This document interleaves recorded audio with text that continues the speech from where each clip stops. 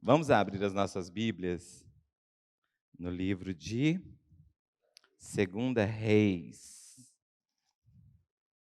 Já chegamos em 2 Reis, redescobrindo a minha Bíblia.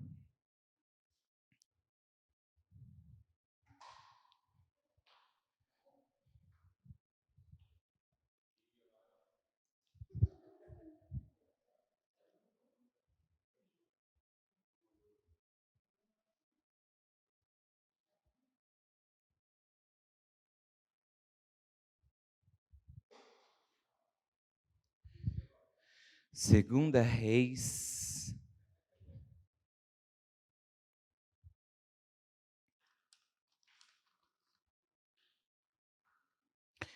Segunda Reis é um livro com 25 capítulos.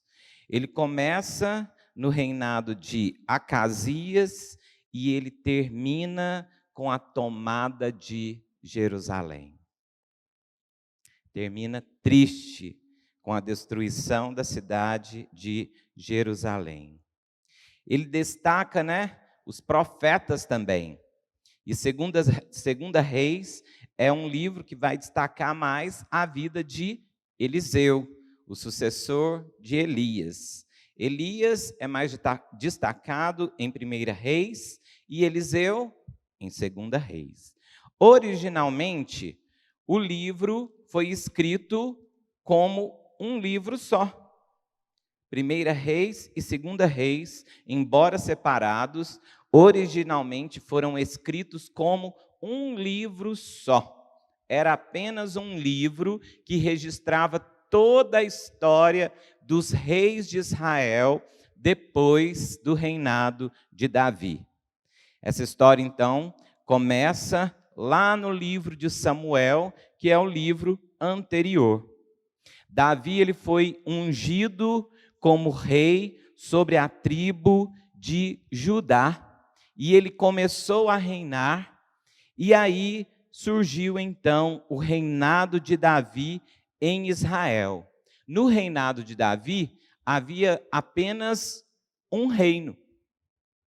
Depois, o reino foi dividido em reino do norte e reino do sul. Mas Davi foi o rei que reinou em todo o Israel. Ele trouxe a paz e ele unificou a nação. O tempo do reinado de Davi foi um tempo de paz, onde eles guerreavam e venciam as batalhas. Jerusalém já era uma cidade e eles conquistaram Jerusalém. Depois, Davi tem o sonho de construir em Jerusalém, a capital da nação, o templo ao Senhor, a casa de Deus, mas Deus não permitiu que Davi construísse o templo, porque ele era homem de guerra e havia derramado muito sangue. E quem ficou incumbido de construir o templo? Salomão, o filho de Davi. E de Salomão em diante, nós temos uma lista de reis, fracassos, idolatria, coisas terríveis que vão acontecendo na nação, coisas abomináveis diante do Senhor. Deus disse que da descendência de Davi viria o grande rei, o rei mais importante de todos, que nós sabemos hoje, que é Jesus. Da descendência de Davi viria o grande rei dos reis, o Senhor dos senhores. Mas a história começa lá atrás. Muitas gerações antes de Jesus. Deus vai escrevendo a história assim. Antes de você nascer, muito tempo antes, Ele já programou tudo para que você chegasse. A sua história é escrita, a minha história é escrita, a história do povo de Israel é escrita muito antes de acontecer o principal, a chegada do Rei Jesus. E para cumprir as profecias feitas a Abraão, um grande rei seria levantado na nação de Israel. da linhagem de Abraão, da tribo de Abraão, viria o grande rei, que seria primeiro Davi. O primeiro da tribo de Judá a se assentar no trono. Depois da descendência de Davi, Jesus Cristo. Por quê? Deus prometeu a Abraão: em ti serão benditas todas as famílias da terra. Como que todas as famílias da terra vão ser benditas por Abraão? Por meio de Abraão. Porque da família de Abraão viria o Salvador para perdoar os pecados daqueles que creem no nome de Jesus. Olha que bênção.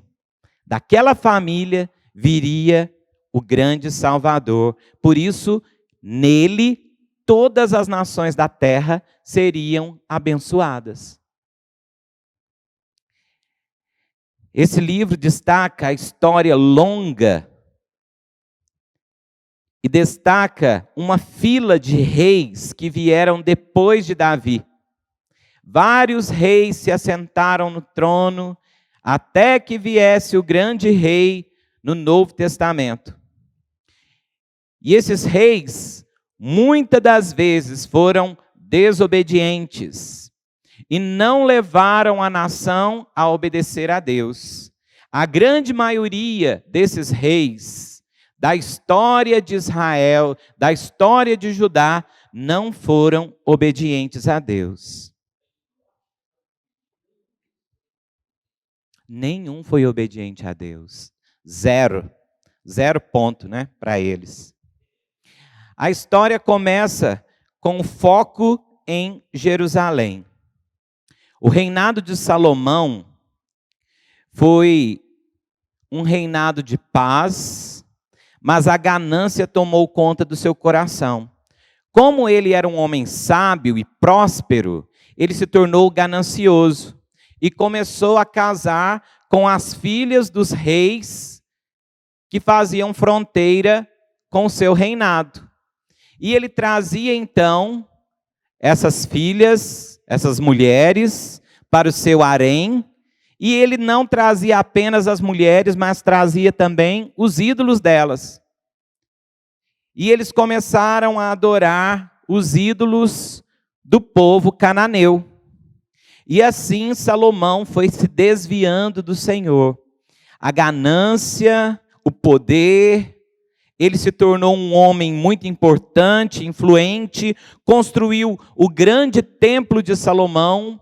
As pessoas da época ficavam admiradas quando viam a beleza daquele templo, a grandiosidade do templo. Mas o livro de 2 Reis termina com a destruição do templo e da cidade de Jerusalém. A nação foi dividida então em 2 reinos. Deus levanta os profetas para que eles sejam boca do Senhor no meio do povo. Por quê? Os reis se desviaram do Senhor. E aí Deus levanta outras pessoas para dar direção ao povo, para dar direção ao próprio rei que governava. E quem eram essas pessoas? Os profetas. E aí, no tempo dos reis, surgem também os profetas. 2 Reis é um livro de 25 capítulos. Ele começa com o reinado de Acasias, termina com a destruição de Jerusalém, e ele destaca a vida do profeta Eliseu, o sucessor de Elias, aquele que pediu porção dobrada. O livro termina com a queda de Jerusalém.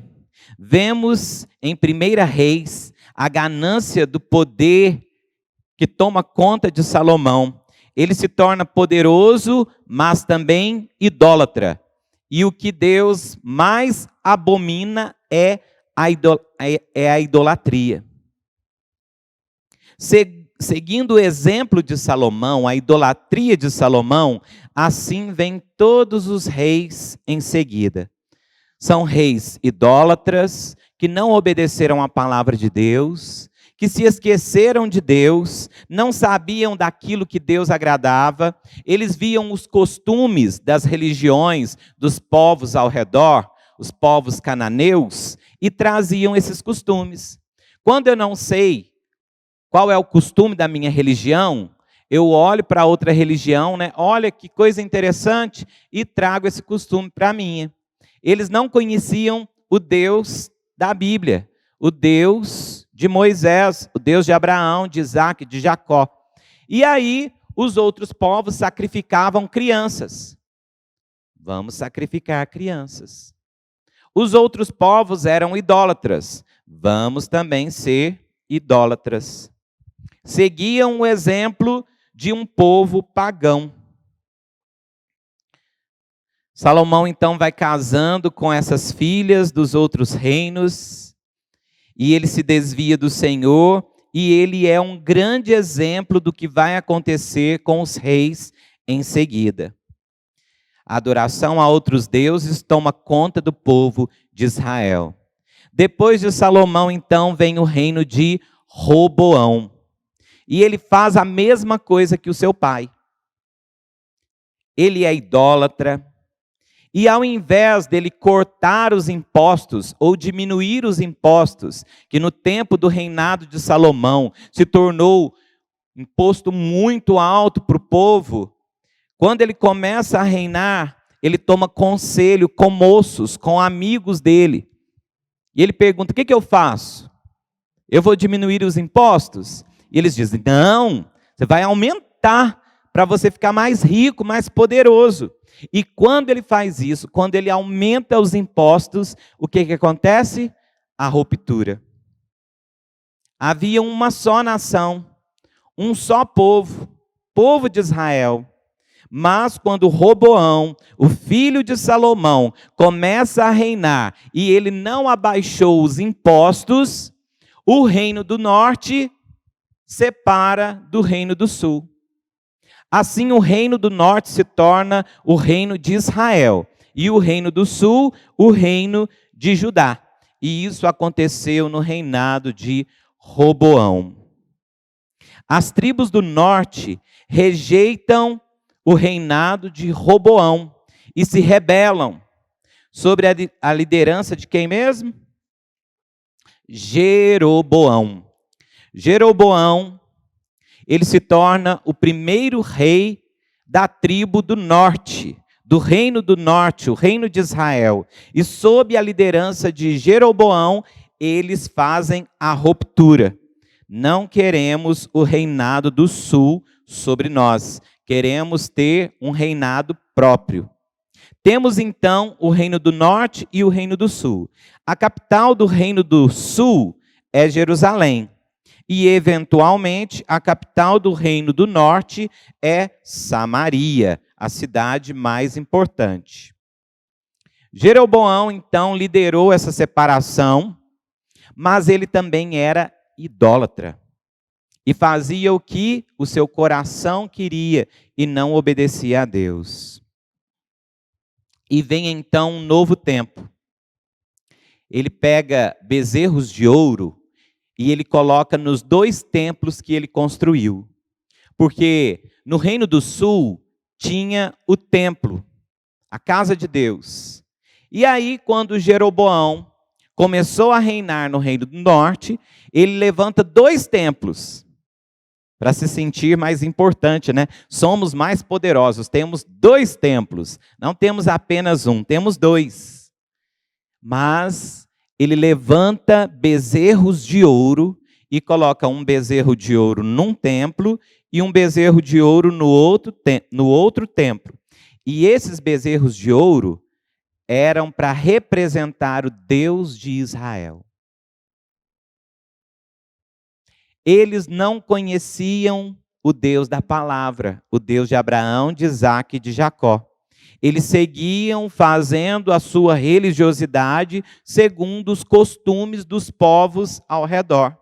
Não conheciam a palavra, se distanciaram da palavra. Daí a importância da gente ler a palavra, ter a palavra, não abrir mão da palavra, ter ela como única regra de fé e prática. o autor destaca 3 pontos nos reinados. Primeiro, a adoração foi somente ao Deus de Israel. Ele vai escrevendo a respeito de cada rei. E nesse resuminho da vida e do reinado de cada rei, o autor destaca 3 pontos. Esse rei adorou somente o rei de Israel? Aí fala lá, né? O rei Acasias não adorou ao rei de Israel. O rei Ezequias, Segunda coisa, esse rei foi idólatra. E a terceira coisa, esse rei foi obediente e fiel à aliança. Então, o autor vai destacando essas 3 características em cada reinado. O rei adorou somente ao Senhor, foi idólatra, foi fiel à aliança. E na grande maioria, os reis não foram obedientes a Deus. Em cada historinha, em cada parte. E aí a gente vê, né, o tanto que a vida da gente é passageira, passa rápido. A vida de reis aqui é resumida em pequenos textos, dizendo: esse rei não foi obediente a Deus, foi um rei idólatra, não foi fiel à aliança. Ponto final. Passou a vida dele. O reino do norte, de 20 reis, 0 obedeceu a Deus. E do reino do sul, entre 12 reis, 8 obedeceram a Deus. No reino do norte, entre 20, nenhum obedeceu a Deus. No reino do sul, entre 12, 8 obedeceram a Deus. Então, nessa estatística aí, o reino do sul era mais obediente, mais temente, mais fiel a Deus. Assim são introduzidos os profetas. E aí chegam os profetas. Por quê? O povo está distante de Deus, está adorando outros deuses, e Deus então levanta instrumentos dele. A boca do Senhor se torna a boca dos profetas. E eles falavam em nome do Deus de Israel, eram vigilantes à aliança, fiéis à palavra de Deus, e chamavam o povo à obediência, dizendo: deixem os ídolos, vamos buscar somente a Deus. Assim eram os profetas, falando em nome do Senhor, vigilantes à aliança e obedecendo à palavra de Deus. Os profetas mais proeminentes são os do norte, porque ali era um povo que tinha o coração mais duro, mais desobediente. Então, os profetas mais proeminentes, que são mais destacados, estão no reino do norte. E eles são Elias e o seu sucessor, Eliseu. Eles eram do reino do norte. Ali havia muita desobediência, muita idolatria. Elias, ele tinha seus maiores inimigos, que era Acabe e Jezabel, a cananeia. Mas Elias confiava em Deus, e Deus lhe dava vitória. Ele então se tornou boca do Senhor, porque Acabe, ele instituiu no reino do norte a adoração a Baal. Acabe começou a dizer: vamos adorar Baal, o Deus que manda a chuva sobre a nossa colheita. Elias desafiou os 450 profetas de Baal, e ele confiou em Deus, e Deus lhe deu vitória. O autor destaca 7 feitos poderosos de Elias e 14 de Eliseu. Dentre esses grandes feitos de Eliseu, nós temos o machado flutuante, a cura de Naamã, Eliseu na casa da sunamita, a ressurreição do menino, o azeite que multiplicou, Chegou lá, o que tem aí? Ah, só tem azeite. Então, junta bastante vasilha aí, né? Qual mulher que não gosta de ter vasilha? Já era costume da época, né? Ter bastante, como que chama mesmo? Vocês falam? Tupperware? Já era costume, né? Ó, tenha bastante Tupperware, porque é na sua Tupperware que Deus vai fazer o milagre. Aí o profeta falou, ó, junta bastante Tupperware aí, né? E ela juntou bastante e ela viveu o resto da vida dela com o dinheiro que ela juntou com a multiplicação do azeite. Deus fez um milagre tremendo. A ressurreição do filho da sunamita, né? O profeta foi lá, deitou sobre o menino, né? Aqueceu o corpo dele e aí o menino voltou à vida. Jeú, ele foi ungido como rei. E aí ele foi e acabou com a família de Acabe. Aí começou um tempo sangrento sobre o povo do Reino do Norte. Por quê? Um começava a reinar, vinha outro e matava. Aí o outro começava a reinar, vinha outro e matava. E era uma sucessão de crimes terríveis, mortes horrorosas. Mas isso começou com Jeú. Quando Jeú começou a reinar e foi lá e exterminou a família de Acabe. Matou todo mundo e começou a reinar. O reino do norte durou 2 séculos e caiu sobre o domínio da Síria. O reino do sul durou 2 séculos depois do reinado do reino do norte, mais 1 século e meio depois da queda do reino do norte. E ele caiu com o império da Babilônia. Então, ó, isso aí a gente não pode esquecer. O reino do norte durou 2 séculos e caiu com o reino da Síria. O reino do sul, 3 séculos e meio. Durou, então, 1 século e meio a mais que o reino do norte e caiu sobre o império de Babilônia. Então, reino do norte, a Síria dominou. Reino do sul, a Babilônia dominou.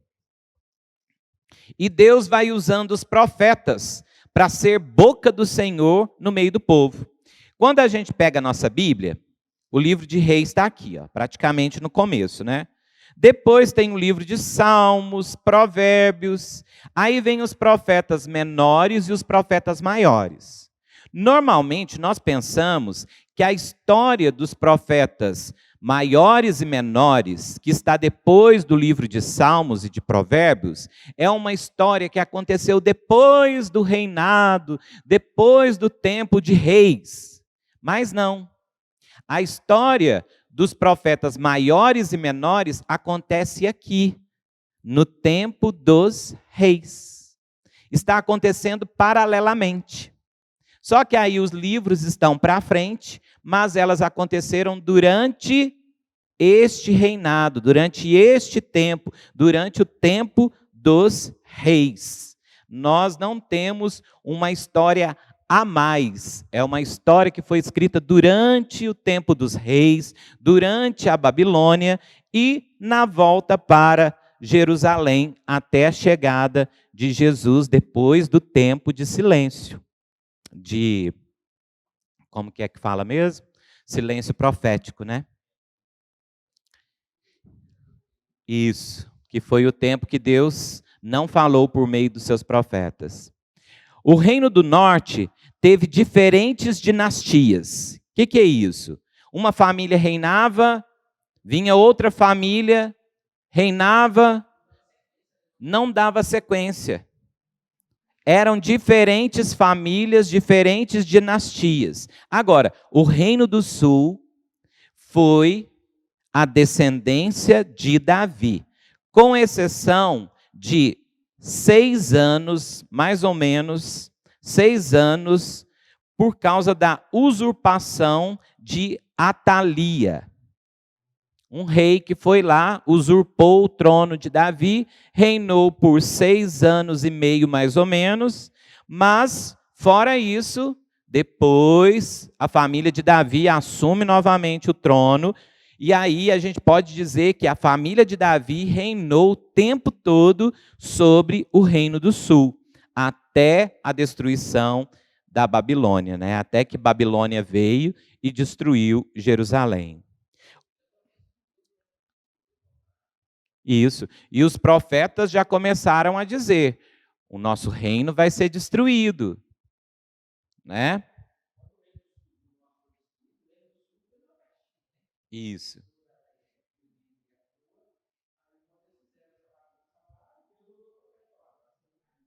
Isso mesmo. Já era um alerta para eles, né? Sinal vermelho, ó. O reino do norte caiu. Se preparem que o próximo vai ser vocês. O reino do sul foi mais obediente a Deus. Olha só, no tempo do reino do sul, nós temos os profetas Joel, Isaías, Miqueias, Sofonias, Jeremias e Abacuque. Foram os profetas do reino do sul antes da queda. E aí eles estão lá para frente, né? Depois de Salmos, aí a gente pensa que é uma história depois. Não, a história de Isaías já está acontecendo aqui, no tempo dos reis. Então, isso, e ele falou do Messias, ó, o nosso reino vai cair, mas vai vir o grande Messias, um menino vai nascer. Então eles são Joel, lembra da história de Joel, do livro de Joel? Já está acontecendo aqui, ó, no livro de Reis. Joel, Isaías, são todos contemporâneos aqui, ó. Joel, Isaías, Miqueias, Sofonias, Jeremias e Abacuque. Esses são antes da queda de Jerusalém. Durante o tempo do exílio, nós temos dois, que são Daniel e Ezequias.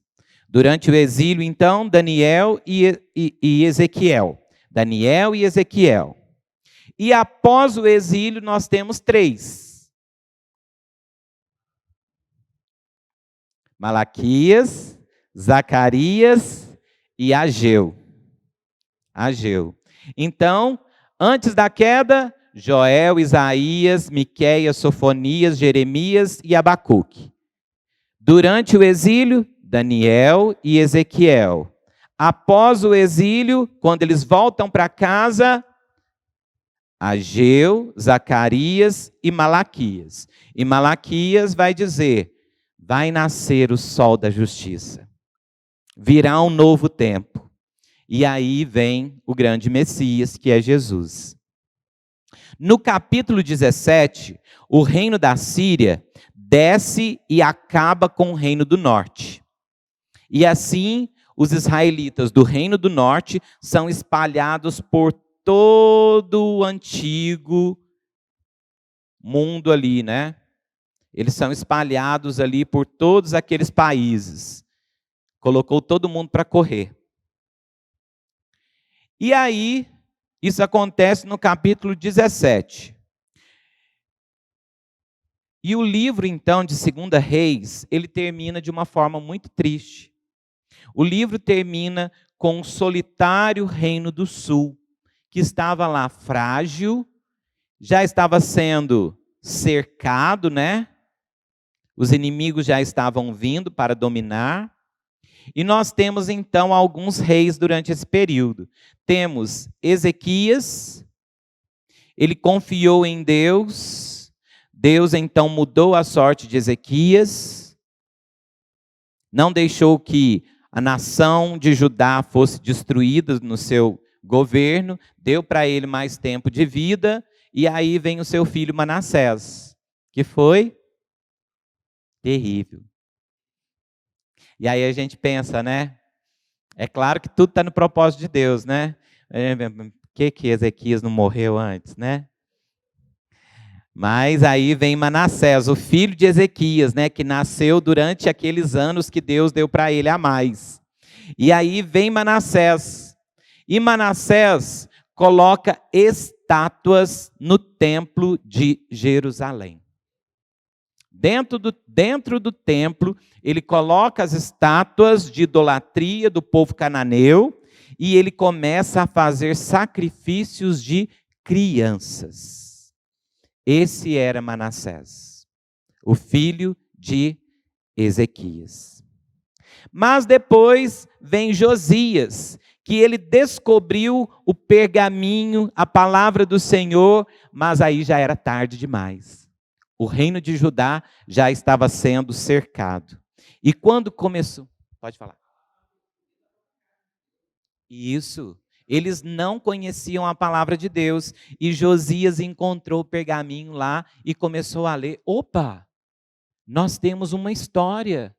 Nós temos um Deus. Mas aí já era tarde demais. O reino da Babilônia já tinha cercado Jerusalém. E naquela época era assim, eles vinham, cercavam a cidade, e aí a cidade ficava toda fechada. E ela resistia um tempo. Eles não podiam sair para comprar, não podiam sair para vender, ficavam ali cercados, né? Era o cerco. E aí, o que acontecia? A comida lá dentro começava a acabar. E aí eles começavam a comer os seus próprios filhos. Durante esse tempo que a Babilônia cercou Jerusalém, eles começaram a comer os seus próprios filhos. Foram dias terríveis para a nação de Israel. Conta até a história, né, de uma mulher que combinou com a outra. Hoje a gente vai comer o meu filho, amanhã é o seu. Aí depois ela não queria cumprir contrato.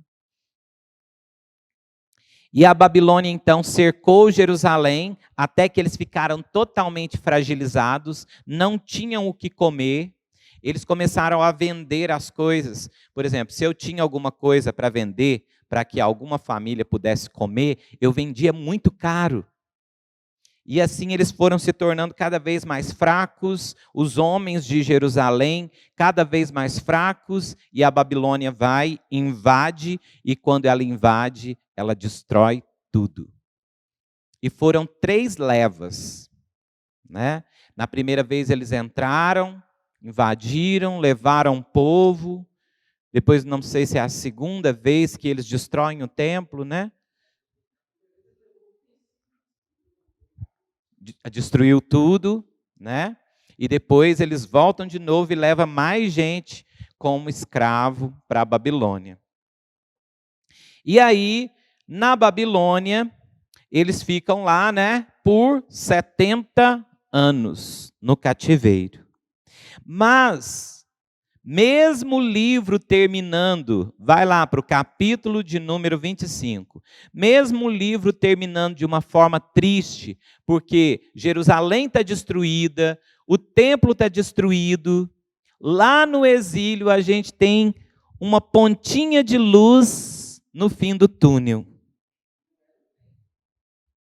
Olha só, o tempo de exílio durou 70 anos, né? Então, olha aí no versículo 27, ó. Libertado e honrado o rei Joaquim, né? O rei Joaquim. Olha só. O tempo do exílio durou 70 anos. Aí começa aí, versículo 27. No 37º ano do cativeiro de Joaquim, rei de Judá, no dia 27 do 12º mês, Evil-Merodach, rei da Babilônia, no ano em que começou a reinar, libertou do cárcere a Joaquim, rei de Judá. E aí fala que ele libertou Joaquim do cárcere e levou ele para o palácio e começou a cuidar dele. Aí nós temos uma luz no fim do túnel. Por quê? Aí começa um descendente de Davi sendo honrado, porque em breve eles iriam ser libertos. Em breve iriam voltar para a sua terra. Mas aí, então, no 37º ano, 37 anos depois da saída de Jerusalém, que começa a ter uma esperança para o povo. Durou ainda 33 anos para voltar para casa. Foi um tempo de muita dor, de muita tristeza. Eles eram escravos. Eles viviam ali subjugados. Até que então um descendente de Davi, que é Joaquim, foi achado lá e o rei da Babilônia leva ele para casa. Naquela época, né, o reinado da Babilônia.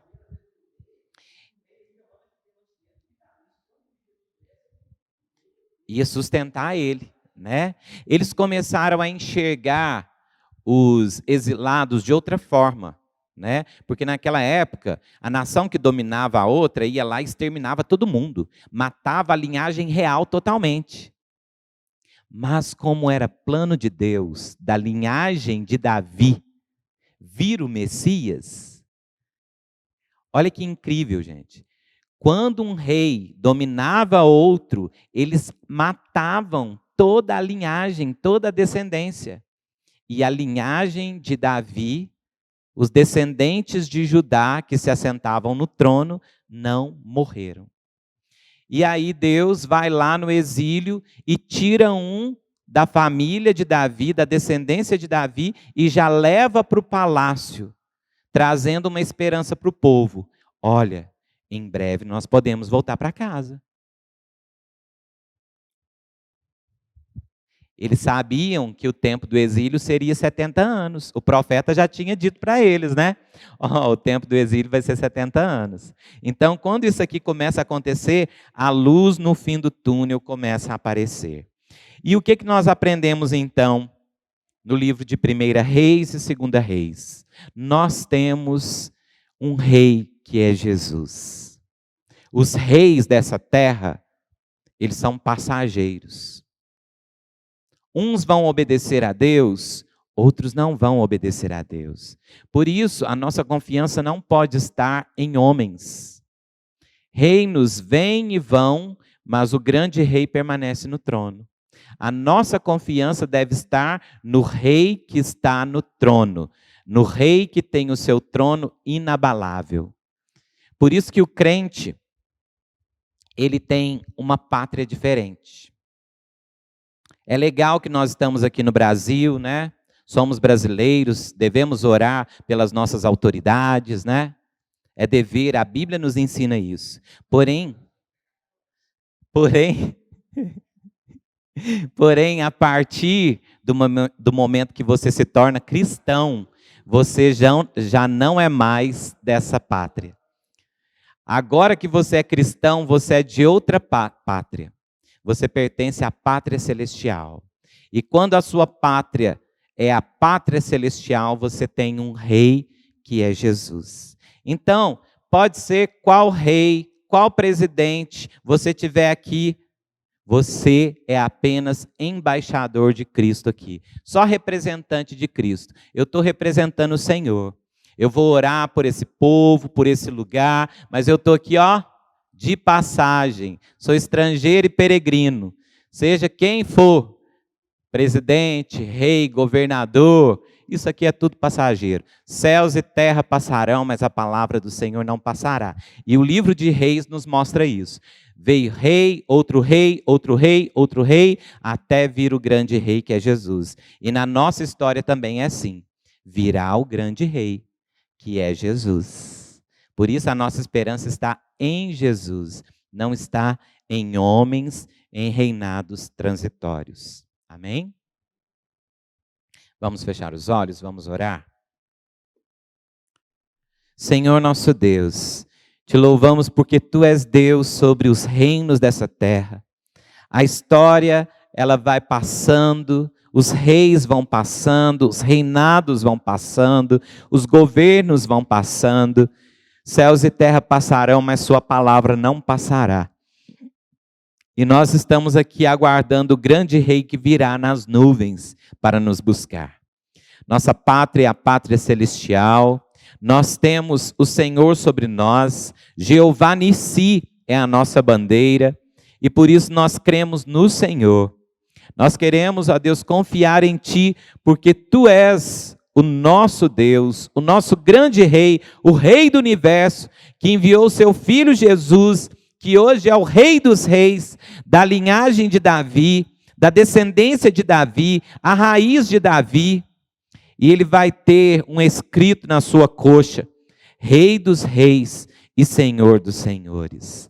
Nós cremos, Deus, que Ele virá para nos buscar, e esse reino, que já vai ser estabelecido para sempre, e todos vão se prostrar e confessar que Jesus é o Senhor. Assim nós esperamos, em Teu nome, no nome de Jesus. Amém. Amém. Está encerrado em nome de Jesus. Vamos saudar uns aos outros com a paz do Senhor.